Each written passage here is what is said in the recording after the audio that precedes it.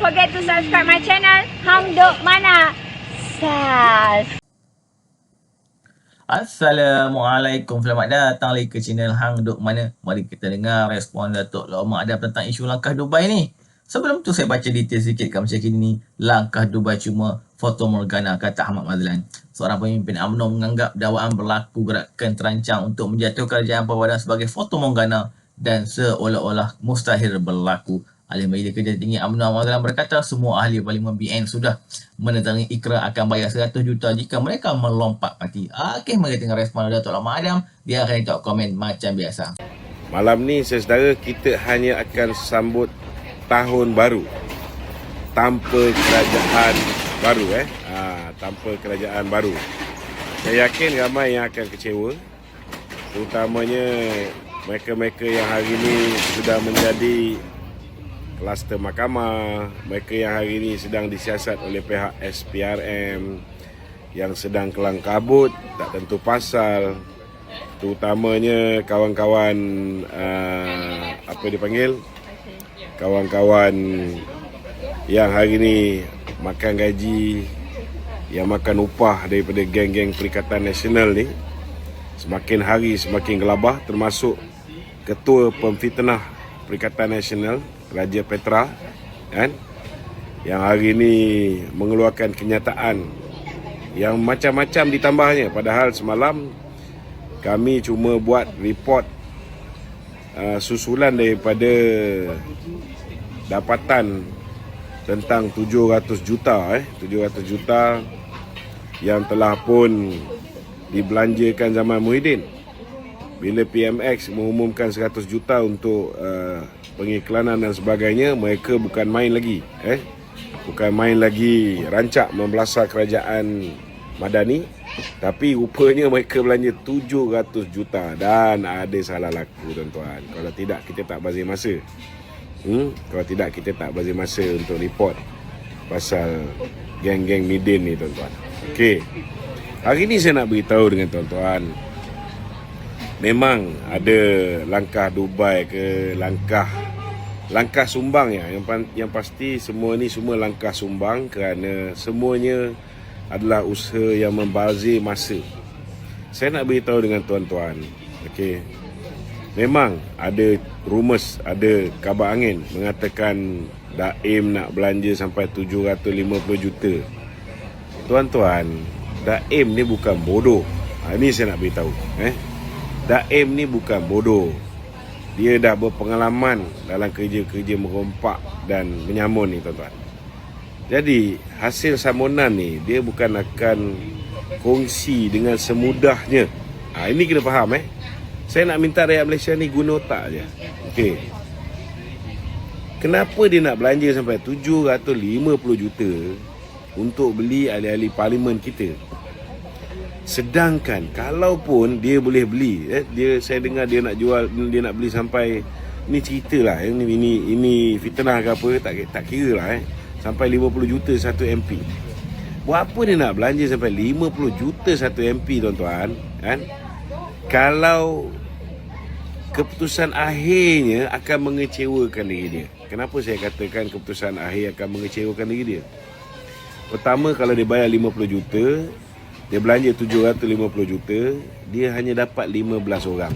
Mereka tetap tak boleh bentuk kerajaan. Mereka tetap tak boleh bentuk kerajaan. Itu pertama. Worst case scenario, ratus juta ke bilion ke dia belanja pun, tuan-tuan, dia hanya boleh beli ahli parlimen. Saudara, dia hanya boleh beli ahli parlimen. Kalau dia boleh beli ahli parlimen, apa yang dia boleh buat? Ini kita kena tahu. Dalam sidang Dewan Undangan Dewan Rakyat yang akan datang, mereka boleh minta ahli parlimen yang dibeli ni, kan, untuk buat undi tak percaya. Okey. Ahli parlimen ni, tuan-tuan, memang betul ketika berlakunya undi tidak percaya atau undi percaya, mereka bebas. Itu sebab ada kawan-kawan yang yalah, dia latar belakang akademik, profesor dan sebagainya. Dia kata tak salah dari segi sudut undang-undang, ianya adalah satu tindakan demokratik. Betul, memang tidak nafikan, memang tak salah kan. Kalau kalau berlaku undi tak percaya, kalau ada orang nak undi tidak menyokong Datuk Seri Anwar sebagai Perdana Menteri, boleh, tak salah. Cumanya tuan-tuan, kenapa Daim nak belanja beratus juta ni semata-mata untuk jatuhkan Anwar, tapi tak boleh nak lantik orang yang dia percayai untuk diangkat menjadi Perdana Menteri. Saya nak beritahu ada dua sebab kenapa tak boleh. Sebab pertama, mereka tak boleh lantik seorang Perdana Menteri baru ialah kan, kalau berjaya lah langkah Dubai ke langkah sumbang, langkah Binawe dia orang ni, tuan-tuan, dia ada cukup 112 orang. Bila dia cukup 112 orang, dia nak lantik seorang Perdana Menteri baru, tak kira lah dia gambarkan macam-macam. Ada yang kata Sarawak lah, tapi Datuk Seri Fadilah semalam dah nafikan dan dia kata ini semua kerja drama je. Datuk Seri Fadilah dah kata ini semua cerita drama kan. Kita tak ada masa nak layan drama ni, kita nak tumpukan perhatian jaga rakyat. Kalaupun ada lebih 112 tuan-tuan, saudara, nak angkat seorang Perdana Menteri mestilah dengan kuasa yang di-Pertuan Agong. Itu sebab tuan-tuan, jangan bazir masa. Lebih baik kita malam ni kita tumpu perhatian nak buat majlis doa selamat ke sempena tahun baru ke apa benda, buat. Doakan saya sekali. Malam ni saya genap 51 tahun, dah tua. Cuma nak angkat Perdana Menteri mestilah dengan kuasa yang di-Pertuan Agong. Ketika berucap merasmikan sidang Dewan Rakyat, ke bawah Duli Tuanku yang di-Pertuan Agong, Sultan Abdullah sudah menyatakan di bawah pentadbiran beta ada 4 orang Perdana Menteri, Tun Mahathir, Muhyiddin, Datuk Seri Ismail Sabri dan Datuk Seri Anwar. Dan tuanku kata beta berharap inilah Perdana Menteri yang terakhir di zaman pentadbiran beta. Maknanya dia mengharapkan supaya tidak ada lagi pertukaran. Tuan-tuan, ini tuanku announce dan dah diwawarkan seluruh dunia, tuan-tuan. Bukan seluruh negara, seluruh dunia tahu pendirian tuanku. Apatah lagi tuanku yang bakal masuk ni memang cukup menyampah dengan Mahathir, dengan Muhyiddin Yassin. Jadi tak mungkin benda ni berlaku. Saudara, cuba tuan-tuan bayangkan, dia boleh beli ahli parlimen, tapi kalau dia tahu last kali tuanku takkan izinkan benda ni berlaku, buat apa dia nak beli ahli parlimen ni? Cuba kita fikir guna otak kita yang waras. Dia nak beli Agong. Berapa banyak? 500 juta. Ingat apa? Agong kita ni pekak badak ke? Boleh ubah pendirian, sanggup berhadapan dengan risiko dicemuh rakyat. Tuan-tuan, dulu ketika tuanku terpaksa mengambil keputusan mendaruratkan negara, macam-macam kritikan yang terpaksa baginda tuanku hadapi. Hari ini kita dah tenang, kerajaan stabil lebih 2/3. Takkan tuanku nak mengubah ayat dia, nak menukar ayat dia yang sebelum ni baginda mengatakan bahawa baginda tidak mahu lagi melihat ada perubahan kerajaan dalam pentadbiran baginda. Tiba-tiba hari ni baginda nak tukar prinsip tersebut, ketetapan tersebut. Orang akan beranggapan macam-macam, tuan-tuan. Lebih-lebih lagi melibatkan Tun Daim dan duit dia ni, ini cukup membahayakan. Bukan setakat boleh membahayakan ke bawah Duli Tuanku, tetapi boleh menyebabkan rakyat yang dah serik 18 bulan di bawah zaman kegelapan Muhyiddin Yassin ini memandang hina kepada institusi diraja. Dan saya nak beritahu ke bawah Duli Tuanku ni, tuan-tuan, dia nak buat apa pun, baginda sentiasa merujuk kepada majlis raja-raja. Dan saya yakin majlis raja-raja hari ini sudah cukup selesa dengan kestabilan yang ada pada negara kita. Kita punya foreign direct investment dah mula masuk, hubungan diplomatik kita dah mula bagus, kita dah mula ada banyak investor masuk, buka kilang Bursa Saham Kuala Lumpur semakin mengukuh kan, dan insya-Allah nilai ringgit yang sebelum ini menjunam akibat daripada Amerika menaikkan interest rate dia kepada 5.5%, menyebabkan ramai orang melabur di Amerika, simpan duit di Amerika. Tetapi disebabkan kemasukan foreign direct investment, pelaburan langsung asing ini, ianya sedikit sebanyak mengukuhkan sedikit demi sedikit. Walaupun slow, kita tak boleh ambil tindakan drastik. Daripada 3% hari ini kita punya OPR, kita nak naikkan sampai 5.5%. Ianya akan menyebabkan rakyat sengsara. Itu sebab kerajaan tak berapa bimbang sangat. Kerajaan boleh buat keputusan naikkan OPR kita 5.5%. Pelabur-pelabur akan lari simpan duit kat dalam negara kita. Ringgit kita akan kukuh. Tetapi kesan dia, rakyat yang pinjam duit dengan loan peribadi, loan rumah, semua akan tersepit kerana ansuran bulanan akan melambung tinggi tuan-tuan disebabkan kenaikan OPR.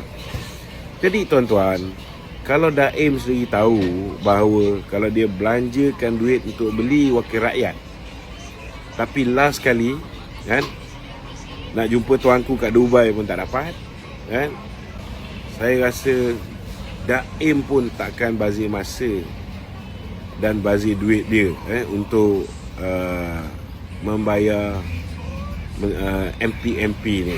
Setakat buat kacau tu boleh tuan-tuan, tapi nak menukar kerajaan tak boleh.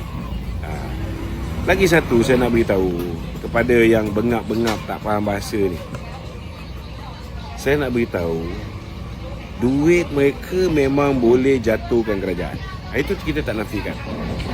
Tetapi bila kerajaan jatuh, nak lantik orang dia supaya dia tak ke mahkamah, supaya pendawaan ke atas dia tak berlaku, ianya bukan hanya memerlukan kuasa ke bawah duli tuanku.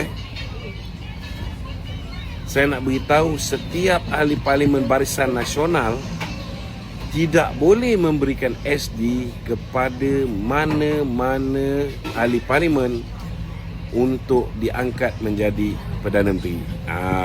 Yang ini ramai tak tahu, atau lupa, atau buat-buat lupa. Kerana sebelum ahli parlimen Barisan Nasional menjadi calon, mereka telah menandatangani 3 aku janji kan? Dan dalam 3 aku janji ini ada 2 perkara penting yang tuan-tuan perlu tahu. Pertama, mereka telah menyerahkan kuasa kepada ketua parti. Siapa ketua parti BN? Datuk Seri Ahmad Zahid Hamidi, pengurusi Barisan Nasional. Itu sebab Datuk Seri Ahmad Zahid ni sentiasa dibantai oleh geng-geng pengkhianat yang pro Perikatan Nasional. Sebab dia tidak mahu melepaskan jawatan pengurusi Barisan Nasional. Kenapa penting pengurusi Barisan Nasional ni? Kerana semua ahli parlimen Barisan Nasional sebelum bertanding telah menandatangani 3 aku janji yang memberikan kuasa. Pertama, kuasa apa? Berunding dan membuat keputusan dengan parti mana BN mahu bergabung untuk membentuk kerajaan. Kedua, berunding dan membuat keputusan siapa yang nak diangkat menjadi Perdana Menteri. Itu sebab dia orang nak jatuhkan Presiden UMNO.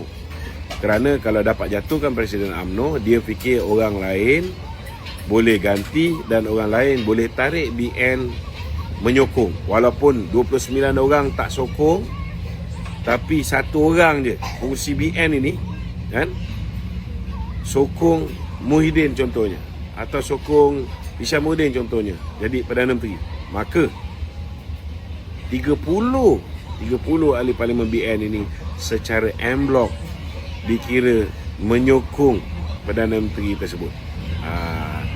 Jadi saya nak beritahu, kalaupun dia berjaya jatuhkan kerajaan, nauzubillah min zalik, no way, sebab mereka hanya ada 1/3. Mereka tak ada separuh, dekat dengan separuh pun tak ada. Jadi kalau dapat 15 orang ni pun tak boleh jadi apa tuan-tuan.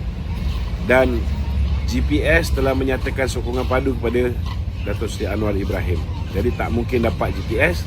Begitu juga GRS juga telah menyatakan sokongan padu pada Datuk Seri Anwar Ibrahim. Mereka juga tak boleh dapat GRS. Jadi tuan-tuan, saya nak beritahu, apa guna mereka jatuhkan kerajaan kalau tak boleh angkat orang yang boleh melepaskan Daim, boleh menyelamatkan Mahathir, boleh menyelamatkan Muhyiddin daripada ke penjara? No way. Saya nak beritahu, zaman mereka memerintah, mereka dakwa Datuk Zahid, mereka dakwa Datuk Najib, mereka dakwa kami semua sekali, mereka gunakan SPRM, mereka gunakan polis, mereka gunakan lembaga hasil dalam negeri. Kita relax je, kita hadap, kan? Ini Daim ni baru je kena siasat, belum tentu kena dakwa. Kena ada bukti dulu baru boleh dakwa, betul lah? Jadi apa yang kelang kabut tak tentu pasal macam cacing kepanasan. Jadi saya nak beritahu tuan-tuan, kan, malam ni kita hanya akan sambut tahun baru, bukan kerajaan baru, bukan kerajaan baru. Jadi bertenang, enjoy your holiday, kan. Hari ni hari terakhir tahun ni, kan. Buatlah amal ibadah ke apa benda ke, nak sambut tahun baru ni, kan. Terpulanglah. Ini tahun Masihi, bukan tahun Hijrah. Tetapi janganlah terlibat mengongsikan bahan-bahan fitnah daripada Ketua Pemfitnah Perikatan Nasional Raja Petra, ataupun daripada Papa Gomoh, ataupun daripada Cikgu Bat, ataupun daripada Tun Faisal, ataupun daripada Syafiq Murtad, ataupun daripada Papu Kari, ataupun daripada Ratu Naga, Ratu Badak, ataupun orang yang muka sama macam Ratu Naga. Jangan bazir masa tuan-tuan, kerana mereka tak boleh angkat Perdana Menteri yang baru tanpa tanda tangan Datuk Seri Ahmad Zahid Hamidi. Jadi teruskan menyambut hari kekecewaan pada malam ini, wahai walaupun. Kita saya baca detail lagi kat macam kini ni. Langkah Dubai ini hanya foto morgana. Untuk 30 MP UMNO BN, kami sudah tanda tangan, kena bayar 100 juta seorang jika ingin melompat parti. Siapnya di act pagi ini. Semalam Berita Harian online melaporkan wujud perancangan pihak pembangkang dan disertai segelintir pemimpin dan dari parti kerajaan untuk sekali lagi menjatuhkan kerajaan di luar pilihan raya. Kali pertama langkah itu dibuat pada Februari 2020 dan menyaksikan PH tumbang di sebalik mandat yang diterima mereka daripada rakyat melalui PRU ke-14. Memetik kenyataan pegawai kanan Jabatan Komunikasi JKOM, portal berita itu mendakwa perancangan langkah Dubai berkenaan dilakukan sewaktu pemimpin PM bercuti di Dubai baru-baru ini. Nampaknya tuan-tuan, hari ni dah New Year, 1 bulan Januari 2024, dia orang cakap PN akan dapat Muhyiddin, mungkin Muhyiddin lah menjadi menteri. Nampaknya tidak berlaku. Itulah, tapi macam dia orang percaya juga. Kita nak kata macam mana. Tuan-tuan, mari terus menyokong kerajaan berpadu dan PM Ibrahim. Assalamualaikum.